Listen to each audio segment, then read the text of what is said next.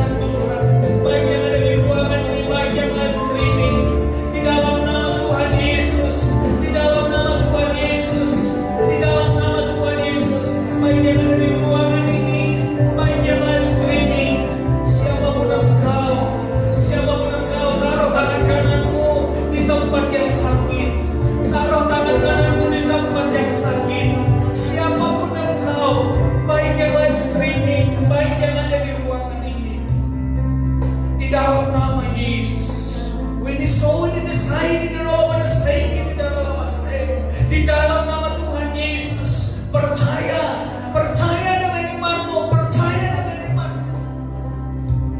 Taruh dengan imanmu tangan kananmu di tempat yang sakit itu. Di dalam nama Tuhan Yesus.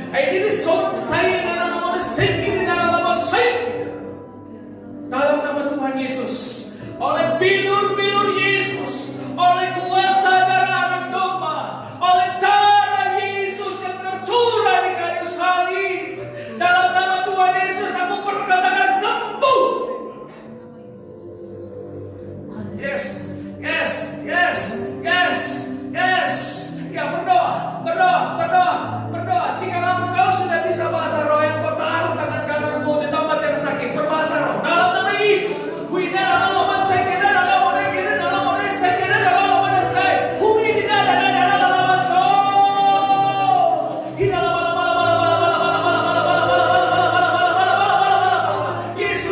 Yesus sembuhkan, Roh Kudus, sembuhkan sakitnya dalam nama Yesus. Yes, dalam nama Tuhan Yesus. Dia katakan sembuh. Engkau sudah sembuh dalam nama Tuhan Yesus. Segala sakit penyakitnya sembuh dalam nama Yesus. Dalam nama Yesus. Bukan tanganmu lagi yang tertumpang di tempat yang sakit itu, tapi tangan Tuhan. Dan saat ini sakit penyakit itu sembuh oleh darah Yesus, oleh nama Yesus, dalam nama Yesus.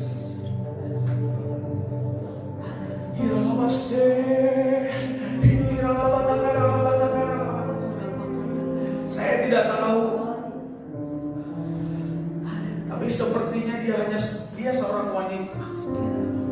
1 minggu ini telinganya terganggu. Saya nggak tahu apa yang ada di ruangan ini, atau yang ada live streaming, atau yang melihat video ini. Haleluya.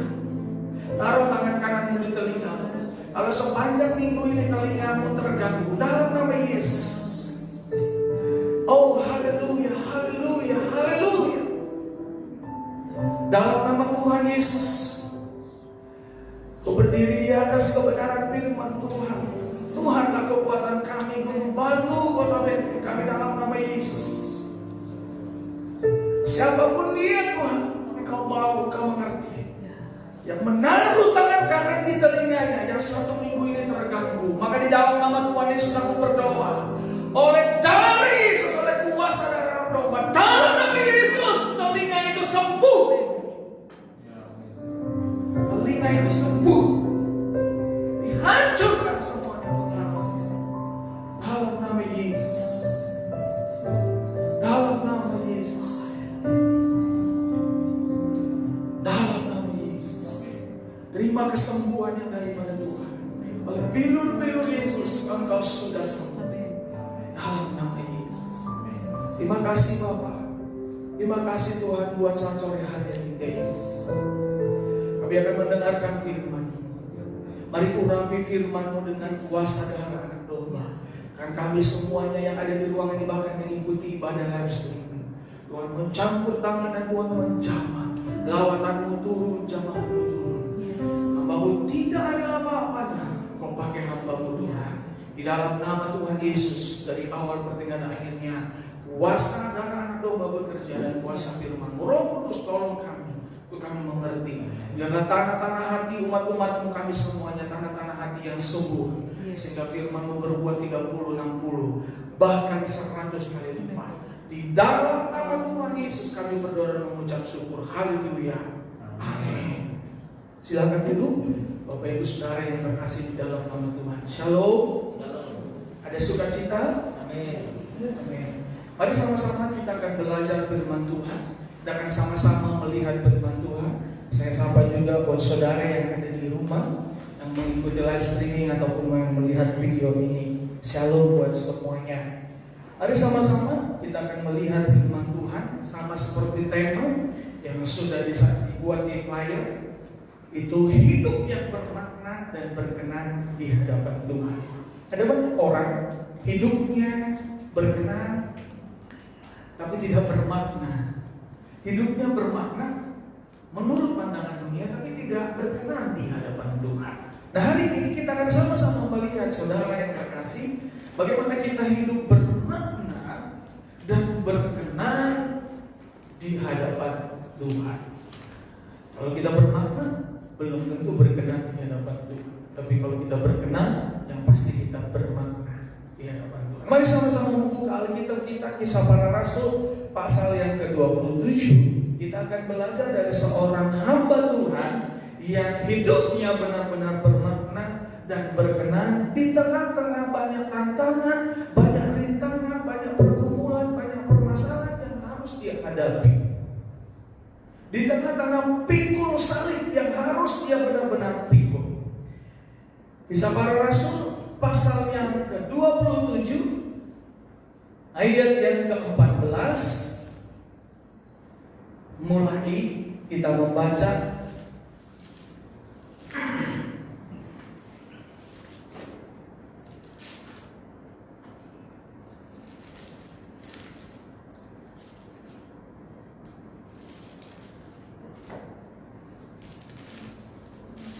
Nanti kita lompat ke atas dan ke bawah ayat-ayat ini, karena kalau kita baca atau kita baca dari ayat yang pertama supaya kita bisa mengerti, kita bisa memahami cerita firman Tuhan ini, dan ada banyak pelajaran yang harus kita pelajari dari firman Tuhan ini.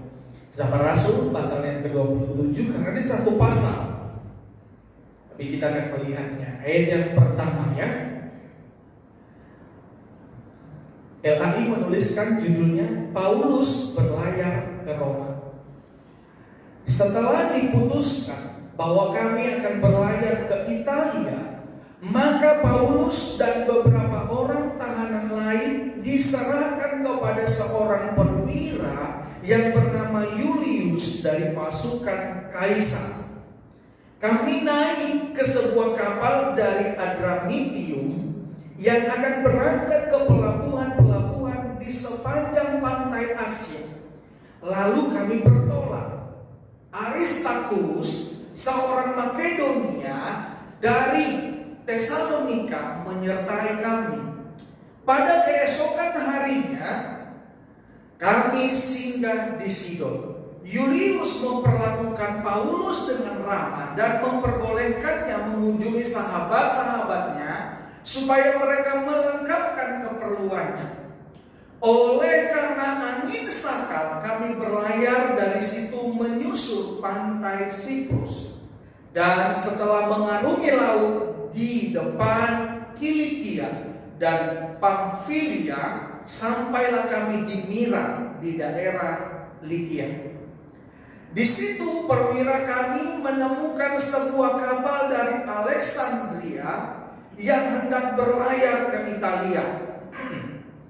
Ia memindahkan kami ke kapal itu. Selama beberapa hari berlayar, kami hampir-hampir tidak maju, dan dengan susah payah kami mendekati Knidus. Karena angin tetap tidak baik, kami menyusur pantai Kreta melewati Tanjung Salmone.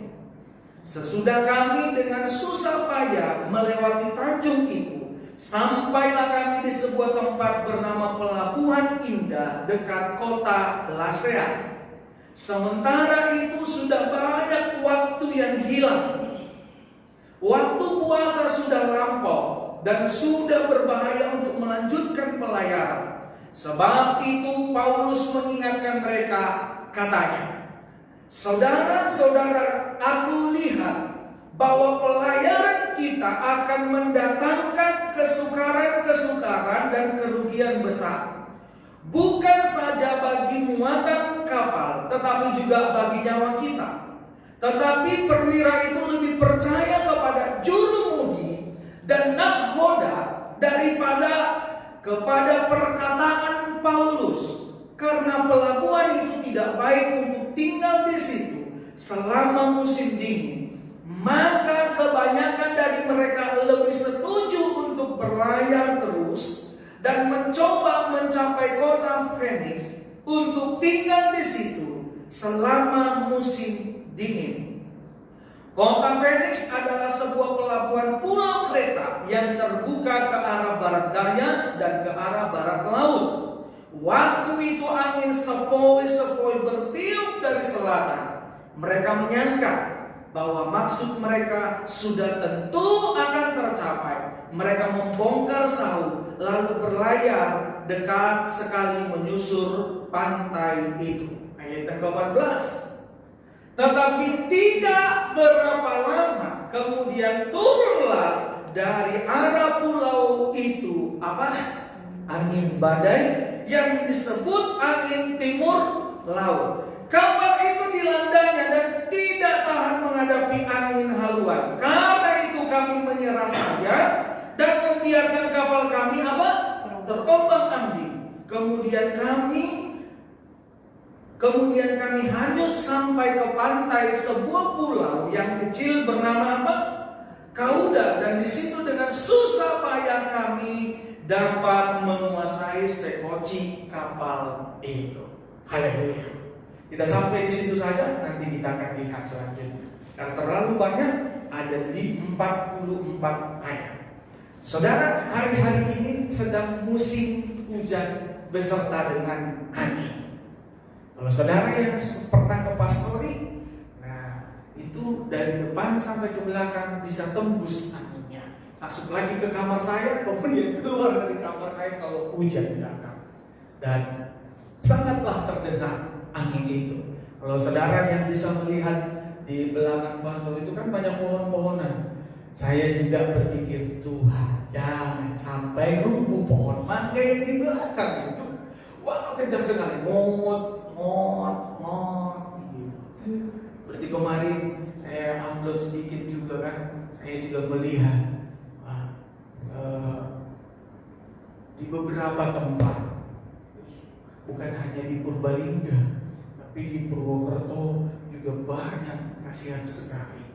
Bahkan kemarin di jalan sini itu yang di depan maksud banyak. Maka sebab itu hari Jumat kemarin waktu kami berdoa, lampu mati. Saya berangkat gelap sekali. Pohon-pohonnya banyak kayak hutan kan. Saya jadi teringat kayak saya di Papua. Waktu saya di Papua gelap sekali. Untungnya Miyota kan punya mesin diesel. Nah, saudara, namanya angin pasti membawa yang namanya kerugian. Nah, hari ini kita akan melihat seorang hamba Tuhan yang benar-benar memberikan hidupnya kepada Tuhan, yang benar-benar mengabdikan hidupnya kepada Tuhan. Ternyata juga punya masalah, ternyata juga punya tantangan, ternyata juga punya yang namanya pergumulan. Ternyata juga mengalami yang namanya masa-masa sulit, masa-masa sukar, masa-masa mengalami yang namanya digoncang atau mengalami yang namanya angin badai. Kalau kita dibandingkan dengan kehidupan Paulus, tidak ada bandingannya, saudara. Jauh sekali. Angka 1 dengan 10 kehidupan kita dengan Paulus. Tetapi ternyata Paulus kalau dibandingkan mendapat nilai 10 di hadapan Tuhan, mengalami yang namanya goncangan, mengalami yang namanya masalah, mengalami yang namanya pergumulan.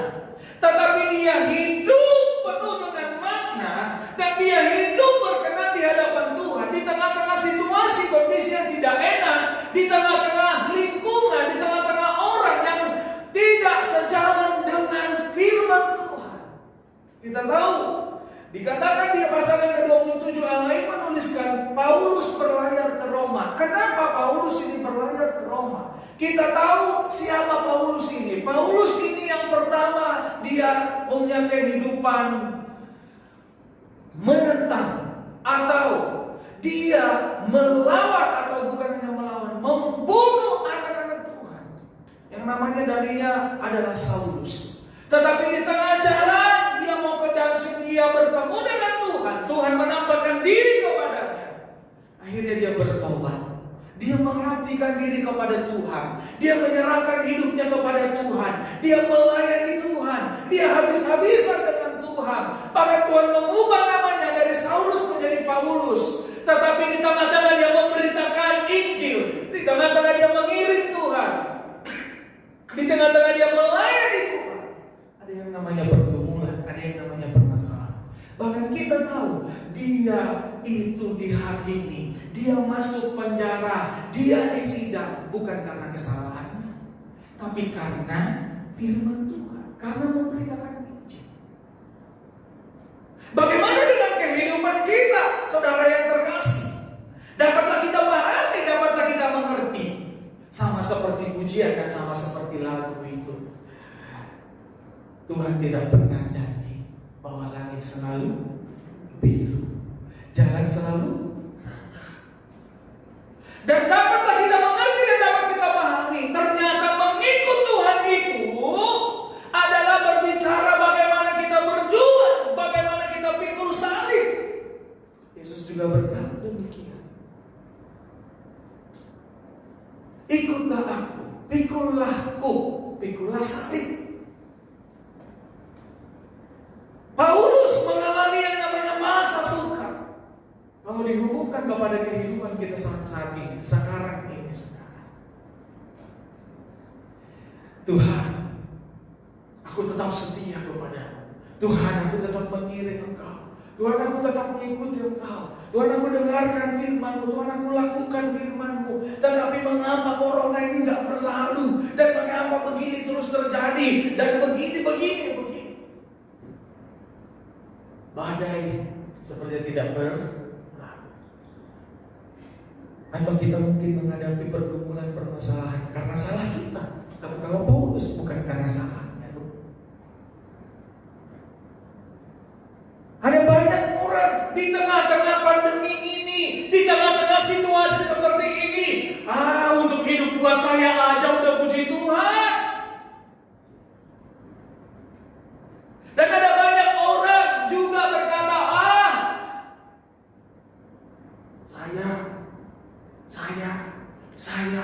saya. Artinya apa? Aku butuh ditolong, aku butuh diperhatikan, aku butuh di ini. Saya. Karena mengalami situasi kondisi. Lupa bahwa kita adalah garam dan terang. Lupa bahwa fokus kita ini bukan di bumi ini. Lupa bahwa fokus kita bukan kehidupan yang sekarang. Lupa bahwa Tuhan juga sudah berkata bahwa akhir-akhir zaman akan banyak penderitaan dan banyak masalah. Tetapi bagaimana kita menjadi benar-benar hidup berkenan dan bermakna di hadapan Tuhan. Sama seperti Paulus ini.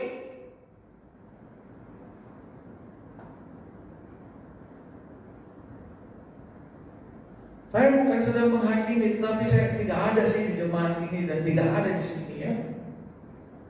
Ada banyak orang redup, ada banyak orang loyo, ada banyak orang tidak lagi sungguh-sungguh kepada Tuhan. Ada banyak orang memilih untuk menjalani hidup ini biasa-biasa saja. Ada banyak orang yang sudahlah nerimo, yang keadaan kayak begini. Tidak bisa menjadi bermakna dan berkenan di hadapan Tuhan. Saudara, sesungguhnya emas yang murni akan terlahir dan akan terlihat saat terjadi di peleburan, di perapian. Situasi kondisi yang saat ini kita hadapi, sebenarnya disitulah kesempatan untuk kita benar-benar berkenan dan bermakna di hadapan Tuhan. Saudara, kita menjadi orang percaya, kita menjadi orang yang diselamatkan Tuhan Yesus bukan hanya sekedar terima Yesus, percaya, selamat, undang saudara. Kalau kita masih ada hari ini, sebagaimana kita ada, Tuhan mau kita memiliki hidup yang bermakna dan berkenan di hadapannya. Amin. Mari kita melihat saudara, apa atau bagaimana hidup yang berkenan dan bermakna itu, dan bagaimana kita bisa hidup. Kita akan melihat seperti Paulus ini. Mari kita sama-sama melihat di ayat yang ke-9.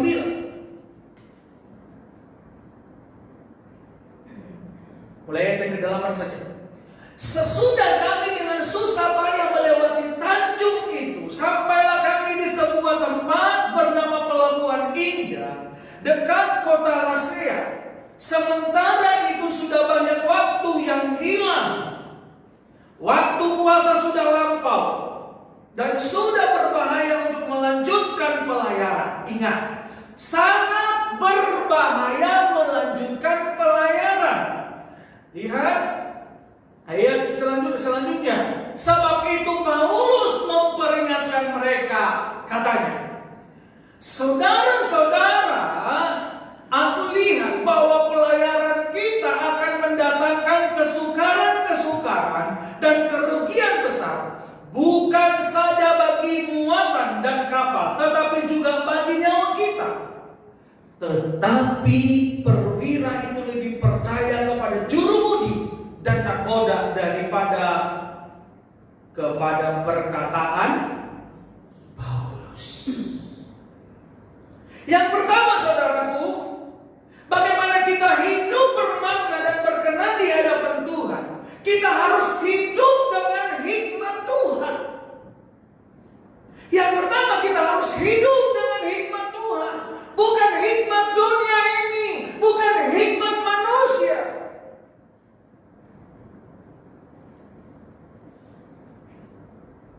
Coba lihat, Paulus sudah sampaikan bahwa tidak mungkin kita berlayar. Ayat yang ke-9 juga berkata, kalau dilanjutkan pelayaran itu akan bahaya. Tapi lihat saudaraku, di ayat yang ke-12, di situ dikatakan, karena pelabuhan ini tidak baik untuk tinggal di situ selama musim dingin, maka kebanyakan dari mereka lebih setuju untuk berlayar terus dan mencoba mencapai kota Phoenix untuk tinggal di situ selama musim dingin. Situasi kondisi memang tidak memungkinkan bahwa mereka harus berhenti di situ dan tidak melanjutkan pelayaran. Tetapi kalau dilihat juga bahwa pelayaran akan membahayakan.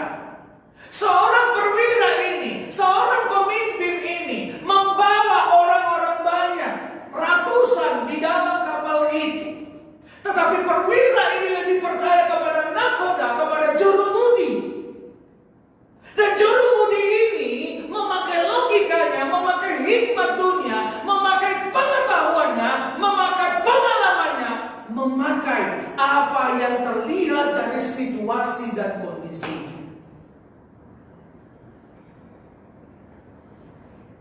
Hidup memakai hikmat Tuhan, hidup dengan hikmat Tuhan itu bukanlah hidup yang berpatokan dengan pengalaman, bukan dengan berpatokan dengan pengetahuan, bukan berpatokan dengan situasi kondisi yang ada. Saudara, kalau kita hidup dengan situasi kondisi patokan pengetahuan, mungkin di awal-awal saya acap sekali. Dan sampai sekarang pun saya terus belajar akan hal itu. Tetapi semakin hari semakin membaik, semakin hari semakin membaik.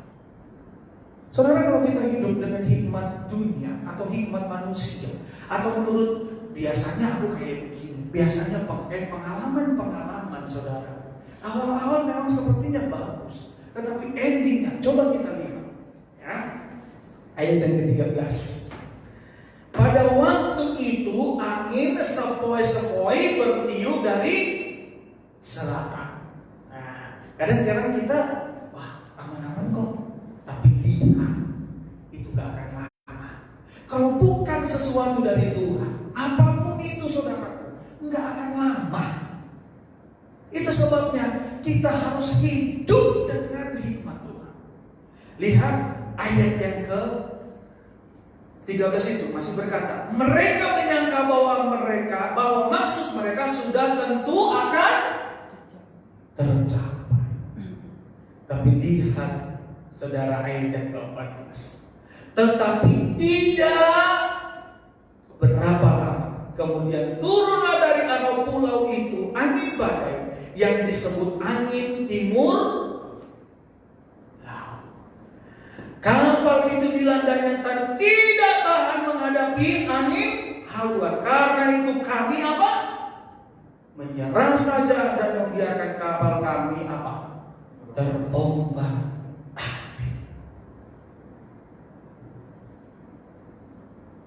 Kita nggak tahu akan hari esok, saudara yang terkasih. Kita nggak tahu apa yang akan terjadi hari esok. Kita tidak mengerti jalan-jalan Tuhan. Kita tidak tahu jalan-jalan hidup kita. Hanya Tuhan yang tahu. Tetapi bagaimana kita sebagai anak Tuhan?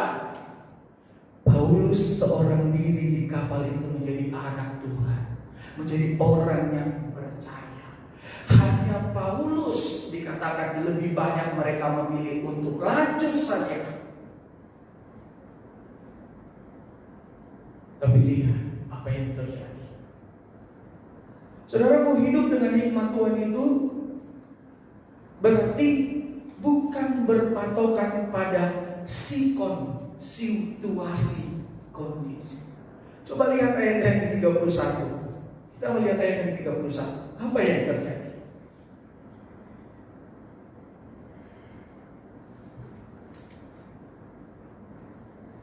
Ya. Ayat yang ke-31. Karena itu Paulus berkata kepada perwira dan prajurit-prajuritnya, jika mereka tidak tinggal di kapal, kamu tidak mungkin selamat. Ayat 32. Lalu prajurit-prajurit itu memotong tali sekoci dan membiarkannya hanyut. Saudara lihat, awal pertama Paulus sudah didengarkan. Sampai sekoci pun harus dibuang. Halo? Lihat ya. Ayat yang ke-34. 34. Karena itu aku menasihati kamu supaya kamu makan dahulu, lalu hal itu perlu untuk keselamatanmu. Tidak seorang pun di antara kamu akan kehilangan sehelai pun dari rambut kepalanya. Nah, saudara, ceritanya maksud dari firman Tuhan ini, mereka sudah terombang-ambing.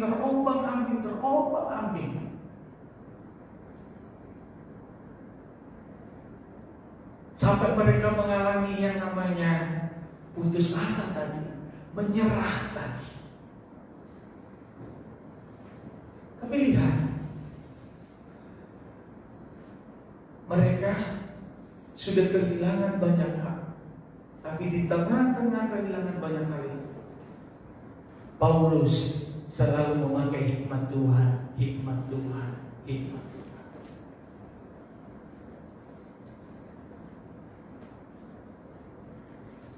Saudara,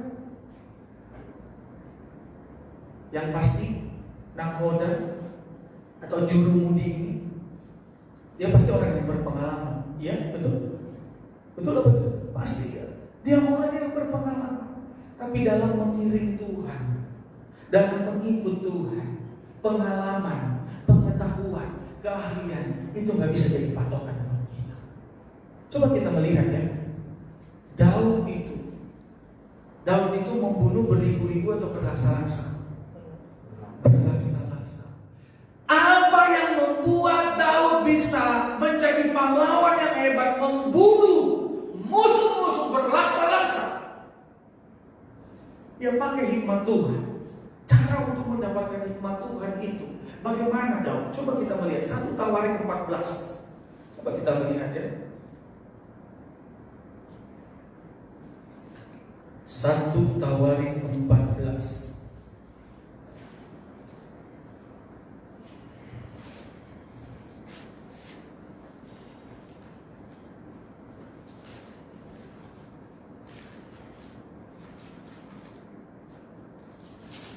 Tawarik 14 di mulai ayat yang ke-8. Ketika didengar orang Filistin bahwa Daud telah diurapi menjadi raja atas seluruh Israel, maka majulah semua orang Filistin untuk menangkap Daud. Tetapi Daud mendengar hal itu, lalu majulah ia menghadapi mereka. Ketika orang Filistin itu datang dan mengadakan penyerbuan di lembah Refaim, bertanyalah Daud kepada Allah. Apa yang dilakukannya? Bertanya kepada Allah, apakah aku harus maju melawan orang Filistin itu? Dan akan kau serahkanlah mereka ke dalam tanganku? Tuhan menjawab, majulah, aku akan menyerahkan mereka ke dalam tanganmu. Ayat 11. Lalu majulah ia ke Baal Perasim, dan Daud memukul mereka kalah di sana. Berkatalah Daud, Allah telah menerobos musuhku dengan perantaraanku seperti air menerobos. Sebab itu orang menamakan tempat itu Baal Perasim. Orang Filistin itu meninggalkan para allahnya di sana. Lalu orang Israel membakarnya habis atas perintah Daud. Lihat ayatnya ke-13. Ketika orang Filistin menyerbu sekali lagi di lembah itu, maka apa yang dilakukan Daud? Maka bertanyalah lagi Daud kepada Allah. Lalu Allah menjawab, janganlah maju. Janganlah maju di belakang mereka, tetapi buatlah gerakan lingkaran terhadap mereka, sehingga engkau dapat menyerang mereka dari jurusan pohon-pohon kertau. Dan bila engkau mendengar bunyi derap langkah di puncak pohon-pohon kertau itu, maka haruslah engkau keluar bertempur, sebab Allah telah keluar berperang di depanmu untuk memukul kalah antar tentara orang Filistin. Kita melihat apa yang dilakukan Daud. Dia sudah diurapi. Daud itu diurapi menjadi raja 3 kali. Waktu pertama diurapi oleh Samuel menjadi raja, tapi belum jadi raja. Yang kedua dia menjadi raja atas 2 suku. Yang ketiga dia diurapi menjadi raja Israel secara keseluruhan. Dia sudah berkali-kali menang. Dia sudah diurapi 3 kali. Tetapi dia masih tetap bertanya pakai hikmat Tuhan. Dan yang lebih lagi yang baru kita baca, barusan saja dia berperang karena dia tanya Tuhan, Tuhan aku maju gak? Tuhan bilang maju. Sekali lagi datang lagi orang Filistin. Dia gak pakai pengalamannya, dia gak pakai logikanya, dia gak pakai pengetahuannya, dia gak pakai kehebatannya, dia gak pakai kekuatannya. Aku baru menang, aku pasti menang. Tapi yang dia lakukan apa? Bertanya kepada Tuhan. Dia cari hikmat Tuhan. Dia cari hikmat Tuhan. Dan betul, dia bertanya yang kedua kali. Tuhan kasih hikmat. Caranya berperang sama atau tidak? Tidak.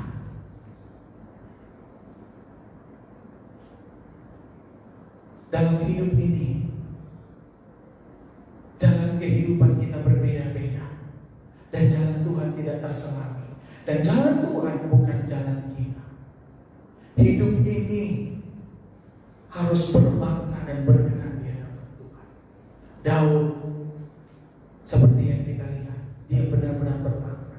Dia pakai hikmat Tuhan. Dia cari hikmat Tuhan. Amin.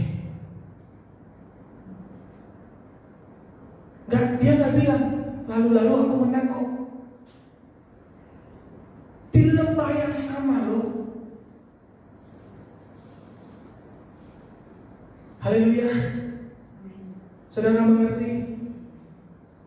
Ada yang tahu akan hari esok? Tidak ada. Ada yang sudah mengerti jalan-jalan hidupnya? Tidak ada.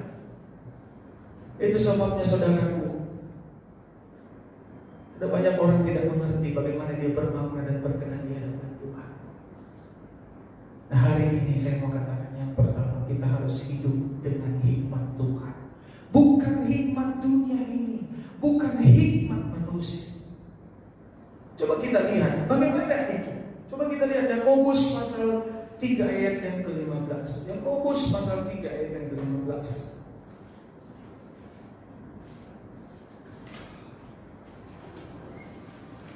Yakobus 3 ayat yang ke-15.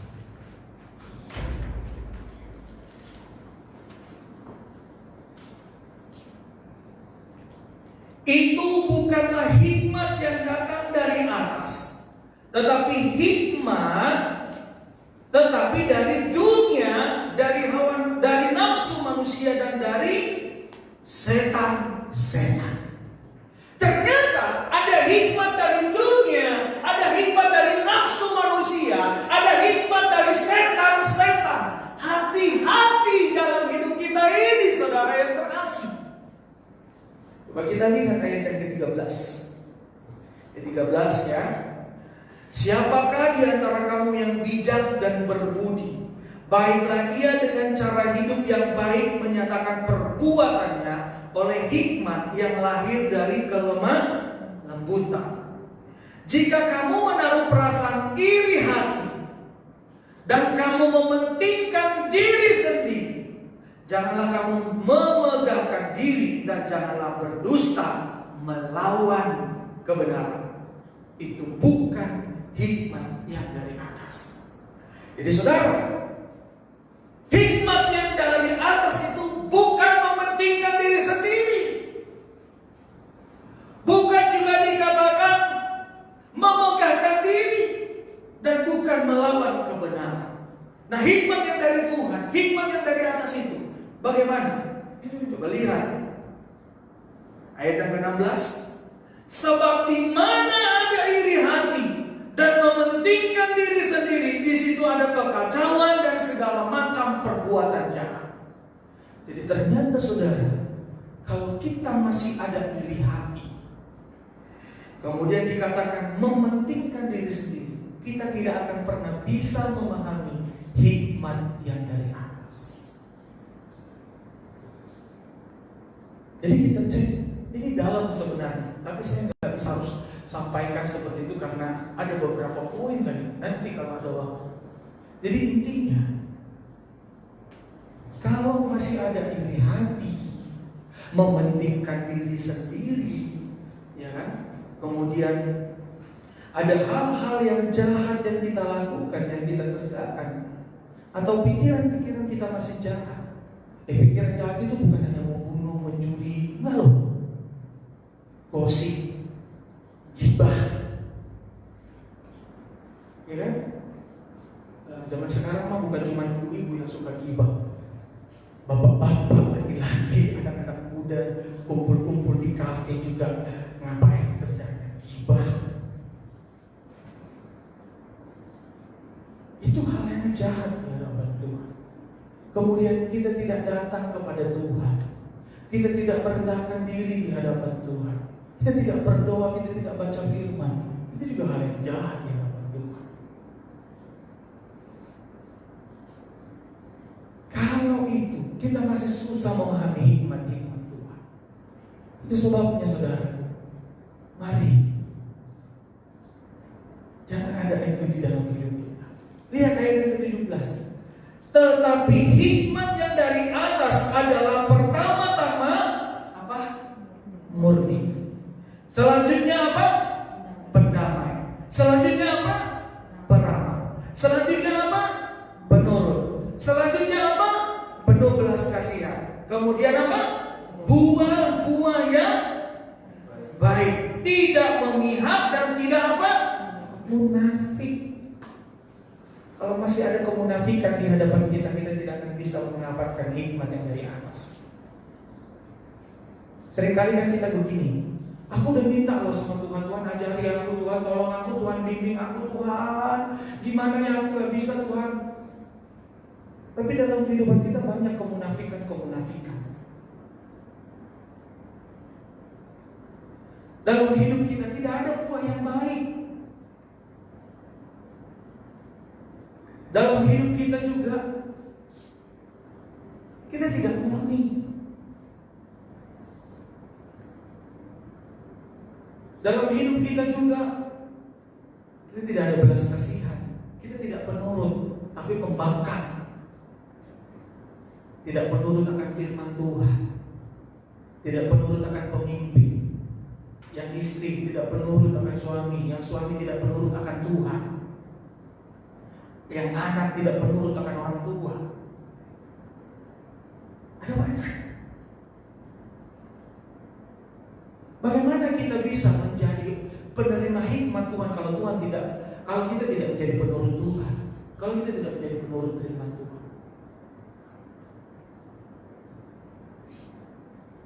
Kita butuh hikmat Tuhan menjalani hidup kita ini.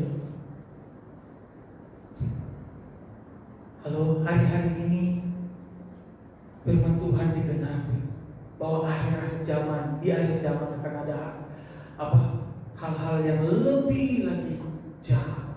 Yang jahat akan semakin jahat, yang baik akan semakin baik.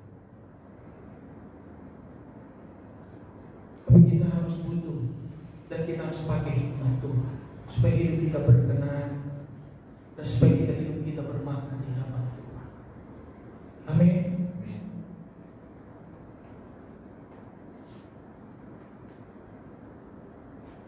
Coba kita melihat hikmat dunia.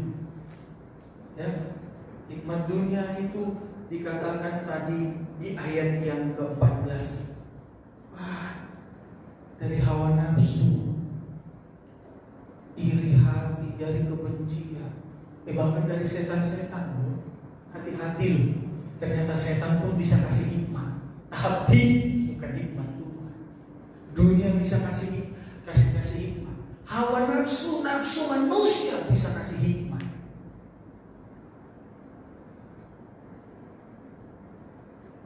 Terbukti tadi kan, jurumudi nakoda itu nggak bisa menurut begini-begini. Ini kota dingin, tidak pantas dan tidak layak untuk bertempat di sini. Kita harus lanjutkan. Tapi lihat yang terjadi, seolah-olah memang baik di awal, tapi di akhir tidak. Amin. Solusinya apa? Coba buka ya. Coba buka masih di Yakobus itu.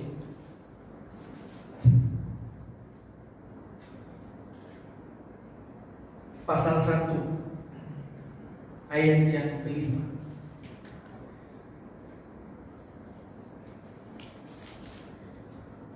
Sama-sama kita baca ya. Sama-sama kita baca. 2, 3 ya. Tetapi apabila di antara kamu ada yang kekurangan hikmat, hendaklah ia memintanya kepada Allah yang memberikan kepada semua orang dengan murah hati dan dengan tidak membangkit-bangkitkan, maka hal itu akan diberikan kepadanya. Kita harus minta hikmat yang daripada Tuhan dengan murah hati. Murah hati itu artinya apa, saudara? Dengan hati yang benar-benar mau dibentuk oleh Tuhan. Amin. Saudara, sungguh hari-hari ini banyak cara tipuan-tipuan, banyak cara-cara setan, iblis untuk mencuri perhatian kita. Seolah-olah itu hikmat Tuhan, padahal itu budaya iblis. Seolah-olah itu pengertian yang daripada Tuhan, padahal membawa kita kepada kebinasaan. Haleluya. Minta hikmat yang daripada Tuhan. Kadang-kadang saudaraku, iblis itu bukan kadang-kadang, tapi memang itulah pekerjaannya, memutar balik keadaan. Karena dia bapa pembohong, bapa pendusta. Padahal itu bukan hikmat Tuhan, tapi hikmat dari nafsu kita, nikmat dari setan, bahkan dari dunia ini. Mari minta terus, jadilah seperti Daud ini. Dia murah hati, dia mau dibentuk, dia mau diproses. Tuhan, apakah aku maju atau aku tidak? Selalu bertanya kepada Tuhan. Yang kedua, bagaimana kita menjadi hidup yang bermakna dan berkenan di hadapan Tuhan. Yang kedua, kita melihat. Yang kedua, kita harus hidup penuh dengan kasih. Kita kembali ke kisah para rasul tadi. Kisah para rasul pasal yang ke-27 tadi. Coba lihat ayat yang ke-21. Ayat yang ke-21. Dan karena mereka beberapa lamanya tidak makan, berdirilah Paulus di tengah-tengah mereka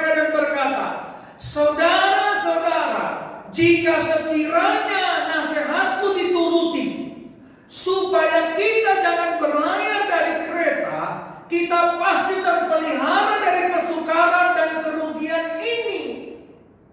Tetapi sekarang juga dalam kesukaran ini, aku menasihatkan kamu supaya kamu tetap bertabah hati.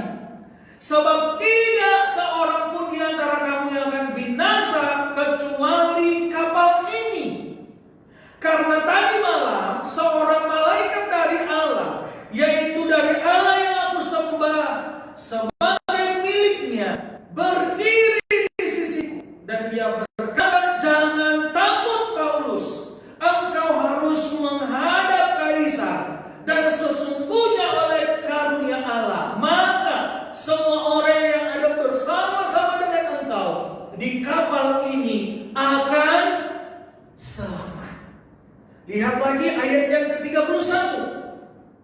Mulai ayat yang ke-30. Akan tetapi anak-anak kapal berusaha untuk melarikan diri dari kapal. Mereka menurunkan sekunci dan berbuat seolah-olah mereka hendak melabuhkan beberapa sauh di haluan. Karena itu Paulus berkata kepada perwira dan prajurit-prajuritnya, jika mereka tidak tinggal di kapal, kamu tidak mungkin selamat. Lalu prajurit-prajurit memotong tali sekoci dan membiarkan hanyut. Lihat ayat yang ke-34.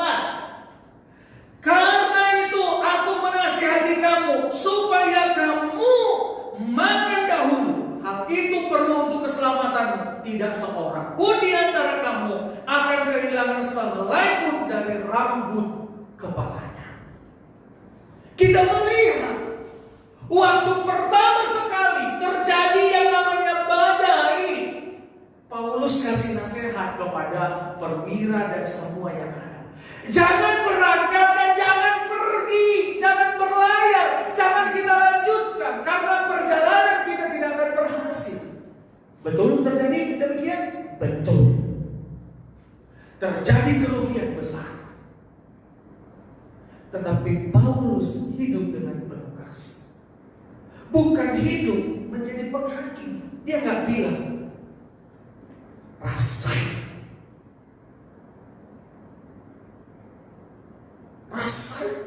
Jadinya begini kan? Dan dia juga nggak provokator. Saudara tahu provokator? Pemanas-panas tuh, dipanasin tuh kompor. Akhirnya apa? Leduk apa? Leduk apa?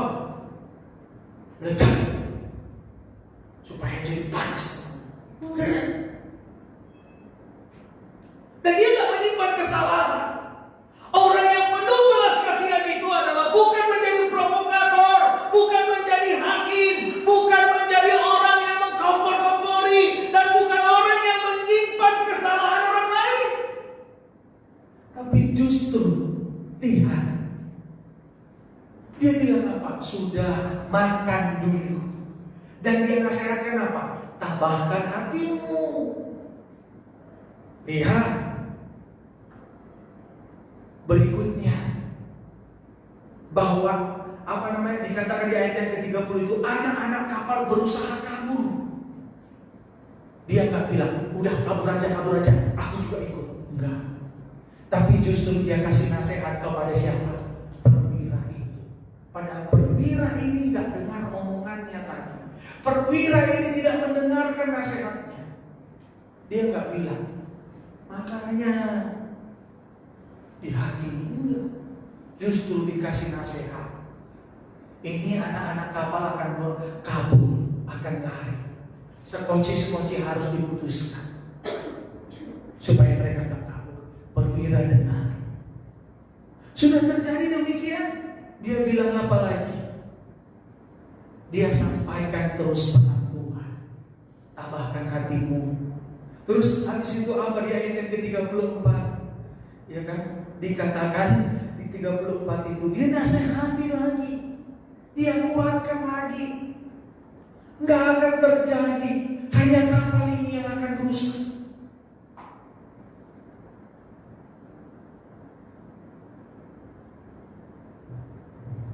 Haleluya. Supaya kita hidup bermakna dan berkenan di hadapan Tuhan. Kita harus hidup penuh belas kasih. Selain daripada tidak provokator, tidak menjadi penghakim, kita harus hidup menjadi orang yang solutif. Solutif itu apa? Menjadi orang yang membawa solusi, bukan pembawa keruh, bukan pembawa minyak yang semakin meledak, tapi menjadi pembawa solusi. Itu orang yang hidup penuh kasih. Halo, kalau dilihat dari ini, Paulus punya kesempatan enggak sekongkol dengan anak-anak kapal itu? Sangat punya loh. Tapi justru perwira yang enggak mendengarkan nasihatnya, justru dinasehati, dikasih solusi. Ini anak-anak kapal ini sudah mau kabur lari. Saudara, kita harus hidup dengan penuh kasih, karena Allah itu kasih. Allah itu kasih, dan Dia mengasihi kita. Sesakit apapun perbuatan orang, sesakit apapun hati kita dibuat orang, sesulit apapun kita dipersulit orang, mungkin kita dihakimi, mungkin kita tidak didengarkan nasihatnya, kita harus penuh kasih dalam hidup ini. Amin. Saya masih teringat waktu saya di asrama di panti asuhan. Ada seorang teman ini, aduh, kalau menurut saya nakalnya auzubillahi min dzalik. Kenapa saya katakan auzubillahi min dzalik? Suatu ketika Tuhan kasih berkat buat saya. Itu sebenarnya bukan untuk apa-apa, tapi karena mama saya sakit dan saya harus berkomunikasi. Dan itu kami sudah kelas 3 dan di ending kami akan lulus. Dan saya pun dikasih berkat, ada berkat HP. Nah, HP ini saya cas di atas tempat tidur saya. Jadi ini pintu, ini tempat tidur saya, ini ada tempat tidur juga. Tempat tidur saya itu adalah di atas. Nah, di sini ada kaca nako. Di Madiun itu termasuk panas. Jadi saya suka di kaca nako itu. Jadi kalau malam itu kan ada angin sepoi-sepoi. Jadi ganti daripada AC. Nah, kebetulan juga colokan ada dekat situ. Nah, yang paling membuat saya dongkol dan jengkel itu ya, HP saya cas itu. Dan saya baru cas dia, saya keluar dia masuk. Dalam hitungan 5 menit saya masuk lagi, HP sudah tidak ada. Dan selalu membuat hati saya sakit. Saya teman-teman kita cari dan kita melihat dan kita menemukan. Dan dia jelas-jelas dia simpan di tempat penyimpanan yang biasa dia nongkrong atau biasa dia kita tanya, tapi dia nggak ngaku. Jelas itu HP dicopot semuanya, dia simpan. Ketahuan sudah dia benar-benar yang mencuri. Bahkan ada banyak lagi hal-hal. Tapi saya hanya, Tuhan, aku berdoa, saya mengampuni, saya mengasihi dia, saya doakan dia. Kami ada 4 di angkatan saya laki-laki. Saya 1, kemudian dia 1, dan 1 lagi itu teman saya dekat. Biasanya kalau di pemuda kami worship leader itu pasti duet. Justru dia yang dekat dengan saya, tempat saya justru dia sekarang menyangkal Tuhan Yesus. Dan 1 lagi yaitu memang sampai sekarang nggak jelas hidupnya. Nah, yang dia ini,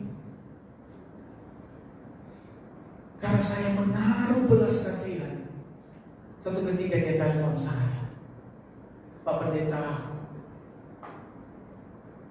dia telepon, gimana kabar, baik, gimana pelayanan, begini. Pak Pendeta, saya minta maaf ya, saya minta maaf kalau selama ini saya jahat dan selama kita ada di panti asuhan, saya jahat. Pak Pendeta, saya kaget dan saya terharu. Pak Pendeta, doakan saya dan saya mau sekolah. Dia ngambil teologi tapi jurusan pendidikan agama Kristen. Bahkan dia menjadi guru agama dan kalau nggak salah kayaknya dia menantu hamba Tuhan. Justru dia yang jahat ini, saya nggak pernah membalas kejahatan sama dia, tapi saya hidup penuh belas kasihan sama dia. Dia telepon saya, dan dari 4 laki-laki ini hanya saya dan dia yang menjadi hamba Tuhan. Dia tadinya nakalnya luar biasa. Saya pun di luar dugaan saya. Ini saudaraku, kalau kita hidup penuh belas kasihan, penuh dengan kasih, mungkin kita nggak banyak ngomong, tapi orang bisa berubah dari hidup kita. Dan dia berkata, Pak Pendeta, makasih, support saya. Dan saya terharu dengar itu, saya nangis dengar itu. Dan dari pengakuannya, saya jahat, saya nakal, tapi tidak pernah dibalas dengan kejahatan. Orang bisa berubah. Amin. Hiduplah penuh kasih. Jangan hidup penuh dengan cacian. Jangan membalas kejahatan. Dan jangan menyimpan kesalahan. Tadi saya katakan di sini, banyak kesalahan orang kalau kita simpan, tapi itu ibarat sampah. Jangan jadi provokator. Kalau kita menyimpan kesalahan orang, kita bisa jadi provokator. Kita bisa jadi penghakim. Amin. Saya jujur, ya mungkin kalau karena laki-laki dengan perempuan itu berbeda ya, tapi saya terharu. Tapi sama saya sadari menetes air mata. Dia berubah, dia jadi hamba Tuhan. Amin. Yang ketiga, bagaimana kita hidup bermakna dan berkehidupan. Yang ketiga, saudaraku, kita lihat ayat yang ke-22. Ayat yang ke-22. Tetapi sekarang juga dalam kesukaran ini aku menasihatkan kamu supaya kamu tetap bertabah hati, sebab tidak seorang pun di antara kamu yang akan binasa kecuali kapal ini. Karena tadi malam seorang malaikat dari Allah, yaitu dari Allah yang aku sembah sebagai miliknya, berdiri di sisiku dan ia berkata, jangan takut Paulus, engkau harus menghadap kaisar dan sesungguhnya oleh karunia Allah, maka semua orang yang ada bersama-sama dengan kau di kapal ini akan selamat karena engkau. Sebab itu tabahkanlah hatimu, saudara-saudara, karena aku percaya kepada Allah bahwa semuanya pasti terjadi sama seperti yang dinyatakan kepadaku. Namun kita harus mendamparkan kapal ini di salah satu pulau.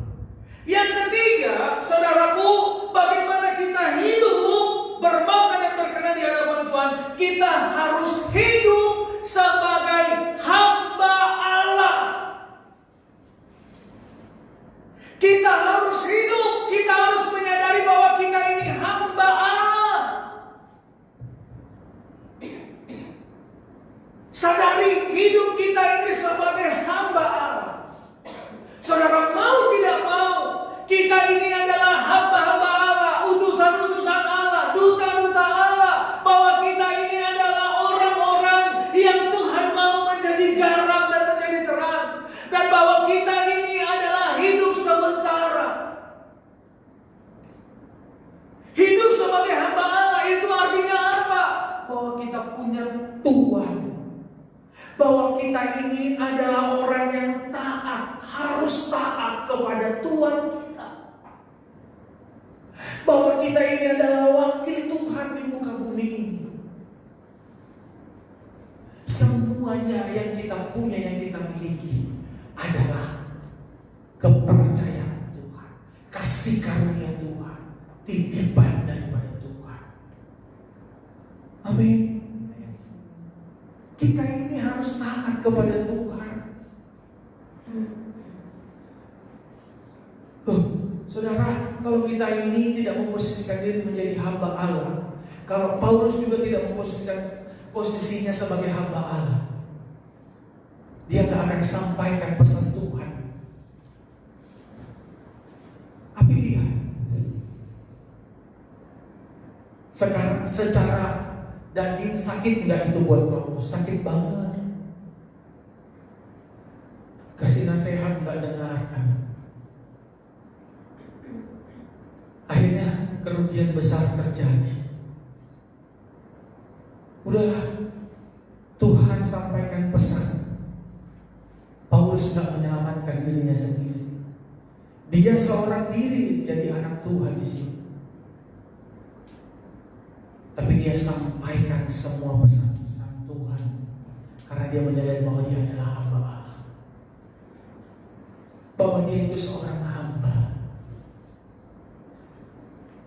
Saudara, kadang-kadang kita tidak memposisikan diri sebagai hamba. Kita menjadi Tuhan. Buktinya apa? Contoh dalam hal kita berdoa. Kita memaksa Tuhan. Kita hidup seturut kehendak kita. Kita tidak hidup menurut apa yang Tuhan mau. Haleluya. Kita harus menjadi penyalur suara Tuhan.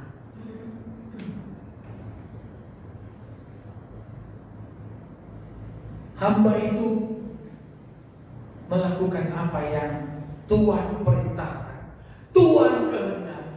Kira-kira kalau hamba itu apa sih, saudara? Kalau hamba itu kehidupan sekarang itu apa? Rewang ya, pembantu kali ya, pembantu. Berarti ada majikan. Nah, atau sekarang yang lebih kerennya kan karyawan. Nah, kita ini karyawannya itu mana? Kira-kira kalau ada karyawan yang nggak nurut sama bosnya, kira-kira apa yang akan terjadi? Bosnya jengkel, lama-lama dipecat. Ya kan? Di PHK aja. Saudara, kita ini sebagai karyawan Tuhan yang di muka bumi ini, kita terima upah dari siapa? Upah kita dari Tuhan. Amin. Kalau kita memposisikan diri sebagai hamba-Nya Tuhan, maka Kolose 3:23, lakukanlah segala sesuatu seperti untuk Tuhan. Kita akan melakukan itu. Apapun yang dipercayakan sama Tuhan, kita akan menganggap bahwa itu adalah milik Tuhan. Tapi kalau kita bukan memposisikan diri sebagai hamba, kita akan menganggap bahwa segala sesuatu itu adalah milik kita. Dan orang tua, kalau kau posisikan kau sebagai hamba, engkau akan menganggap anakmu itu adalah anaknya Tuhan. Pikiran kita, konsep pikiran kita sih iya, tapi perbuatan tindakan kita kadang-kadang kita gak seperti hamba-Nya Tuhan, tidak seperti hamba Allah. Mulut sih ngomong aku hamba Allah, tapi perbuatan kita tidak. Kalau kita menyadari kita menjadi hamba Allah, hidup kita dalam situasi kondisi apapun kita akan menjadi berkat. Disakiti, didengarkan atau tidak, disenangkan atau tidak, kita akan tetap menjadi berkat. Paulus ini tidak diberkat, tidak didengarkan, disakiti, tapi dalam situasi kondisi demikian pun dia tetap menjadi berkat loh. Haleluya. Puji Tuhan. Kita kadang-kadang muluk-muluk, Tuhan pakailah aku jadi berkat-Mu. Gak usah muluk-muluk. Posisikan diri menjadi hamba Allah. Engkau akan bisa menjadi berkat. Untuk mencari berkat itu bukan berbicara punya banyak harta, punya banyak uang, memiliki kedudukan. Tidak. Dalam hal yang kecil, dalam hal yang sepele, asal kita memposisikan diri menjadi hamba Allah, kita bisa menjadi berkat bagi bangsa, bagi negara, bagi gereja, bagi kota, bagi lingkungan, bagi sekitar kita. Amin. Jadi hari ini sekali lagi saya berkata, karena setiap minggu, hampir setiap minggu saya berkata, hidup kita tidak sama dengan orang yang tidak percaya Tuhan. Hidup mereka adalah bios. Hidup kita adalah sel. Hidup bios itu adalah seperti zombie, nggak punya tujuan, nggak punya anak. Tapi kita sel, hidup yang berkualitas, yang daripada Tuhan dan punya tujuan. Dan hidup kita harus berkenan dan harus bermanfaat di hadapan Tuhan. Ingat loh ya, di hadapan Tuhan. Amin. Bukan di hadapan manusia. Di hadapan manusia berkenan, di hadapan manusia bermakna, belum tentu di hadapan Tuhan. Di hadapan manusia tidak bermakna, di hadapan manusia tidak berkenan, tidak masalah, tapi berkenan dan bermakna di hadapan Tuhan. Amin. Jadi bagaimana kita bisa hidup berkenan dan bermakna di hadapan Tuhan? Yang pertama, kita harus hidup dengan hikmat Tuhan. Jangan hikmat dunia ini, jangan hikmat dari setan-setan, jangan hikmat dari nafsu kita, jangan hikmat dari manusia.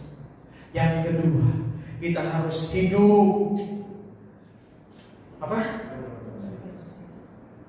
Hidup penuh kasih.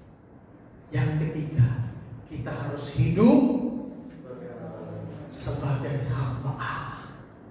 Demikian firman Tuhan malam hari ini. Mari sama-sama bangkit berdiri.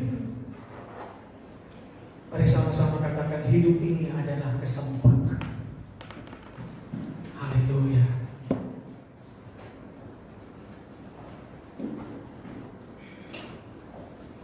Haleluya, Yesus. Saudara, kesempatan itu tidak dapat diulang. Dan kita ini hanya sebagai hamba Allah.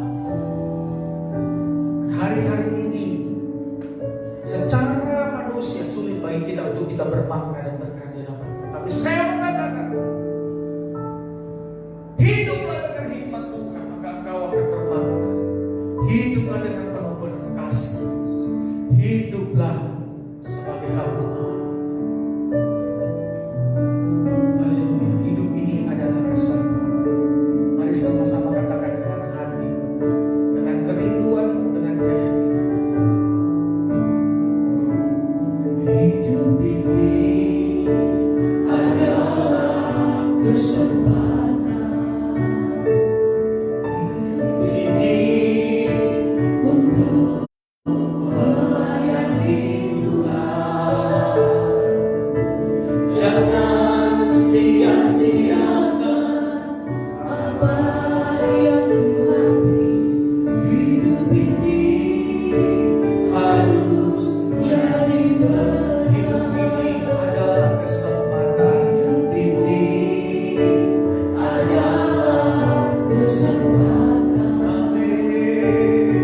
Hidup ini hanya sementara untuk melayani Tuhan. Jangan sia-sia waktu yang Tuhan beri. Yang Tuhan beri. Hidup ini hanya sementara, hanya sebentar. Oh Tuhan, pakailah hidupku selagi aku masih kuat. Bila saatnya nanti ku tak berdaya lagi, hidup ini sudah jadi. Oh Tuhan, pakailah hidupku selagi aku masih kuat. Amin, amin. Bila saatnya nanti ku tak berdaya lagi, hidup ini sudah jadi berkat. Mari kembali dari awal, katakan hidup ini adalah kesempatan. Hidup ini adalah kesempatan. Hidup ini untuk melayani Tuhan. Jangan sia-sia waktu yang Tuhan beri. Waktu yang Tuhan beri. Hidup ini hanya sementara. Hanya sekali lagi katakan, hidup ini adalah kesempatan. Ini adalah kesempatan.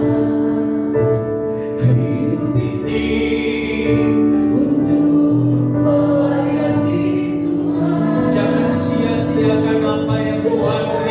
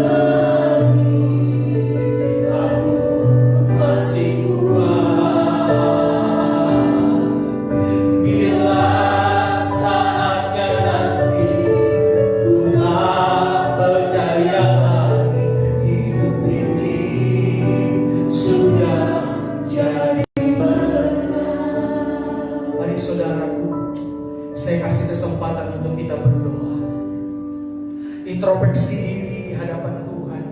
Cek hidupmu, cek kepribadianmu. Apakah engkau selama ini hidup pakai hikmat Tuhan?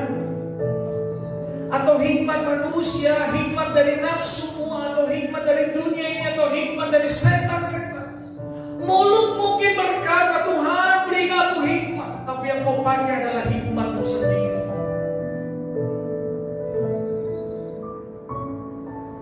Apakah engkau selama ini hidup penuh dengan kasih?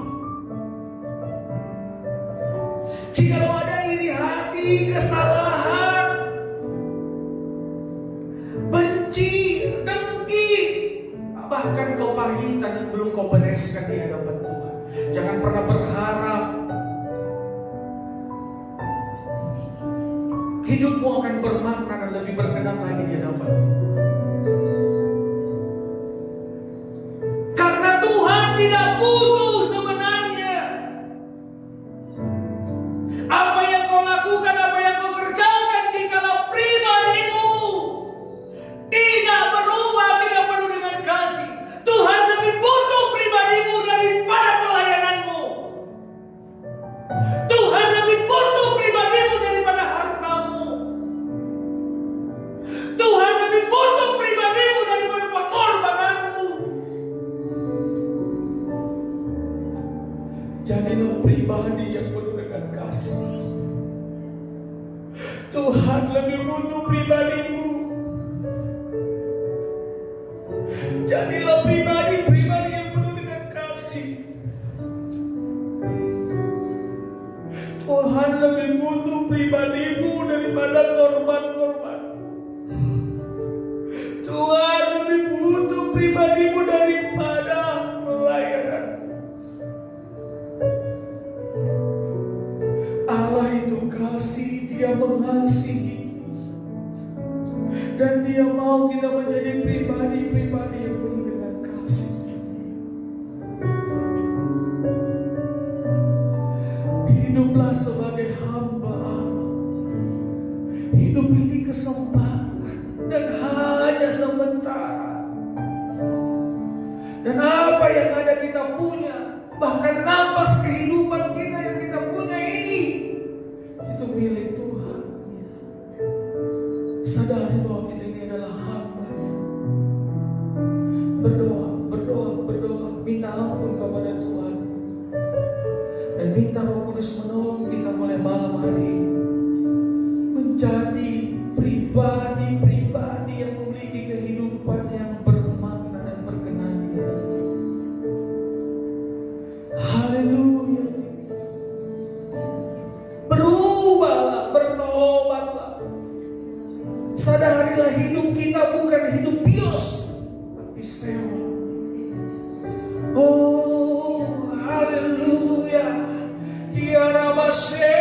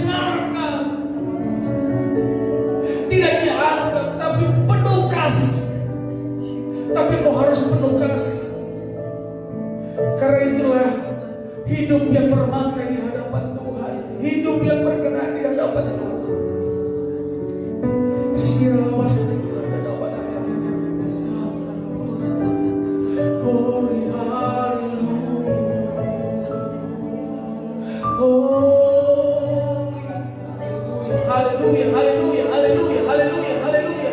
Bebaskan rohmu, bebaskan rohmu, bebaskan hatimu, bebaskan hidupmu. Jadilah orang merdeka, jadilah orang merdeka di dalam Tuhan. Ui, di soli di nama soli di sini di nama sai di nama so. Ui, di la la la la la la la la la la.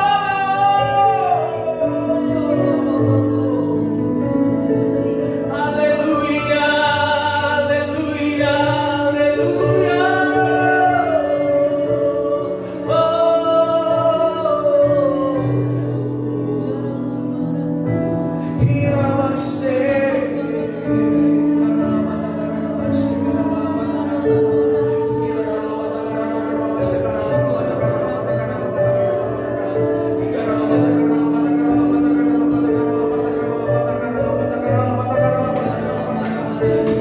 Sadari hidupmu, sadari hidupmu adalah milik Tuhan, sadari hidupmu bahwa kau adalah hamba Allah, sadari hidupmu harus penuh dengan kasih karena Tuhan terlebih mengasihi engkau.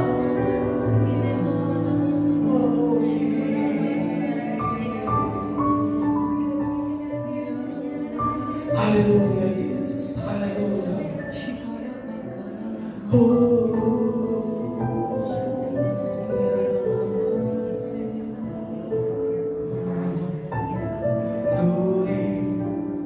Haleluya Yesus,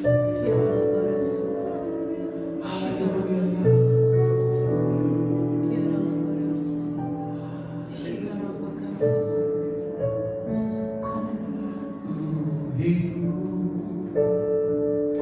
Ku hidup bagimu, hatiku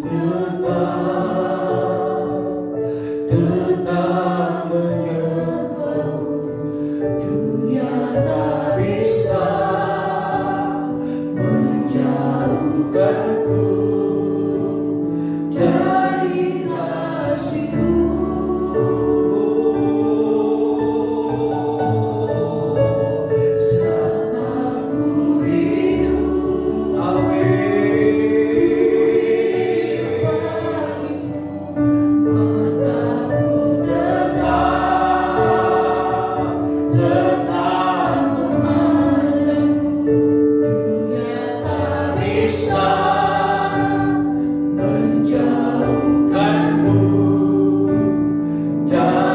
kasih-Mu. Mari sama-sama angkat tanganmu, katakan, kalau ku hidup, amin,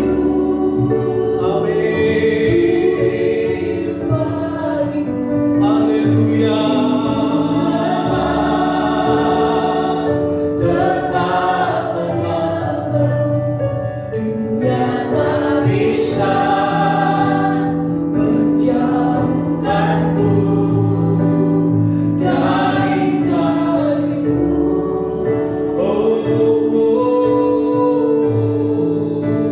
Selama ku hidup bagimu, mataku tetap memandangmu. Dunia tak bisa menjauhkanku dari kasih-Mu. Terima kasih Tuhan buat malam hari ini. Kami merasa hadirat-Mu dan Kau menegur dan menguatkan, Engkau mengajari kami lewat firman-Mu Tuhan. Biarlah kami Bapa benar-benar memiliki hidup yang bermakna dan berkenan di hadapan Tuhan. Tolong kami Tuhan, berikan kami hikmat, berikan kami hikmat, berikan umat-umat-Mu hikmat Tuhan, dalam nama Yesus, dalam nama Yesus. Ajar kami bahasa kasih-Mu, ajar kami bahasa cinta-Mu, ajar kami tentang kasih-Mu Tuhan. Sadarkan kami akan kasih-Mu, karena Engkau terlebih dahulu mengasihi kami sehingga kami hidup penuh dengan kasih. Tolong kami Roh Kudus agar kami memiliki hati sebagai hamba dan kami memposisikan diri kami sebagai hamba. Terima kasih Bapak, firman-Mu sudah hamba sampaikan. Jikalau ada hal yang tidak berkenan di hadapan Tuhan, hamba minta ampun. Hamba mau berhenti berbicara, tapi Engkau Roh Kudus, mari bekerja terus menerjemah lebih dalam, menumbuhkan sampai berbuah akan firman-Mu dalam hidup anak-anak-Mu. Terima kasih Bapa, kembalikan puji hormat kemuliaan hanya bagi nama-Mu dalam nama Tuhan Yesus. Haleluya, amin. Mari saudara, sebentar kita akan mengakhiri ibadah kita. Mari kita angkat pujian, kami memuji kebesaran-Mu Tuhan. Kita akan akhiri ibadah kita saat sore hari malam ini.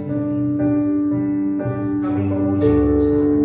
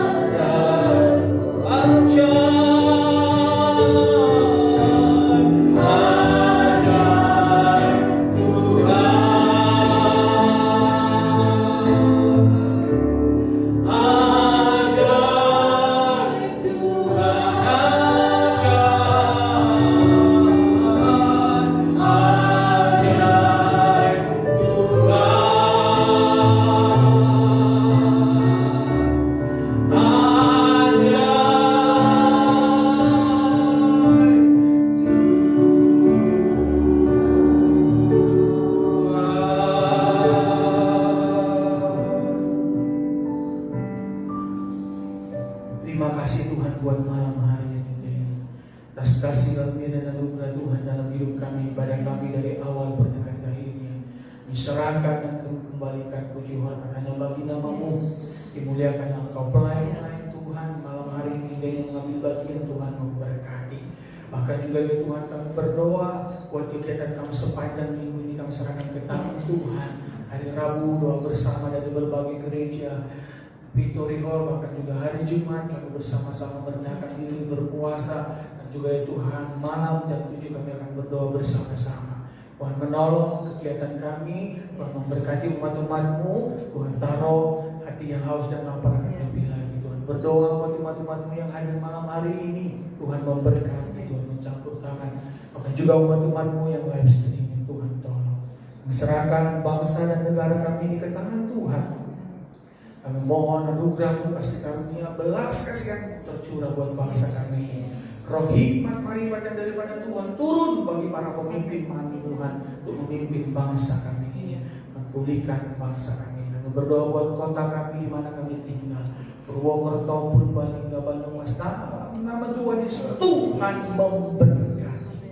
Jadi kota berkat bagi kota yang lain, bagi bangsa dan bahkan bangsa-bangsa. Dalam nama Tuhan Yesus kami berdoa buat gereja-Mu El Gaul juga. Tuhan memberkati, singkapkan visi misimu lebih lagi.